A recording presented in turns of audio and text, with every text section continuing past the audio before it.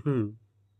నిఖిల్ బానే ఆదిత్య ఓంని చూజ్ చేసుకోవడంలో కరెక్టే ఉంది. ఎందుకయ్యా అంటే గనక, ఆ పిచ్చ రాజకీయాలు, ఆ పిచ్చ ఆటలు, వాళ్ళు వేసే స్ట్రాటజీలు ఎత్తులకు పై ఎత్తులకు ఇత్తడి చిత్తెత్తయిపోతాడు మన ఆదిత్య ఓం.